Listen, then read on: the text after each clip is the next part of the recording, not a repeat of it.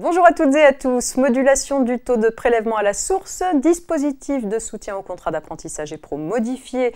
Et pour finir, l'administration peut ordonner le déréférencement d'un site internet au contenu illicite. Ce sont les titres à la une du JT de ce vendredi 13 janvier.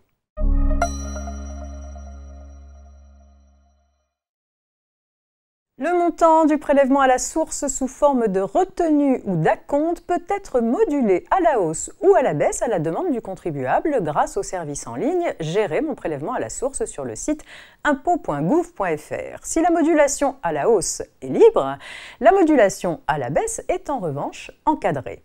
La faculté de modulation à la baisse est assouplie depuis le 1er janvier 2023. Il est possible de la demander si le montant du prélèvement estimé par le contribuable au titre de ses revenus et charges de l'année en cours est inférieur de plus de 5% au montant du prélèvement qu'il aurait supporté sans modulation.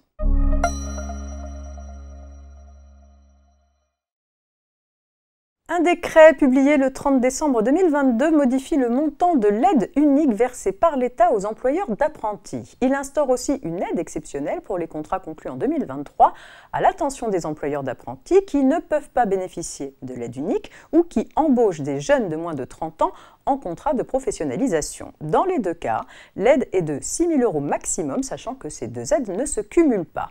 Qu'il s'agisse de l'aide unique à l'apprentissage ou de l'aide exceptionnelle pour 2023, elle est attribuée au titre de la première année d'exécution du contrat. L'aide est versée mensuellement par l'agence de services et de paiement.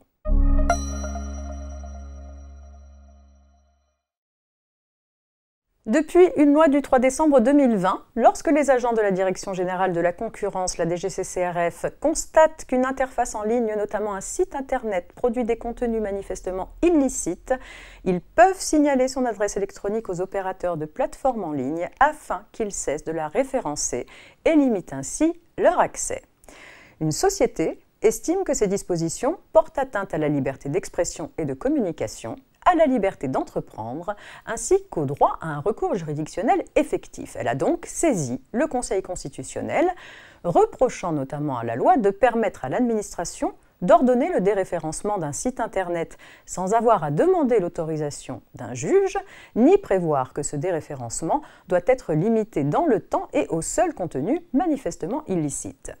Le Conseil constitutionnel a considéré au contraire que si un tel déréférencement constitue bien une atteinte à la liberté d'expression et à la liberté d'entreprendre, celle-ci se justifie car elle vise à protéger les consommateurs. De plus, le déréférencement d'un site internet n'empêche pas son exploitant d'exercer son activité commerciale, son adresse restant directement accessible en ligne.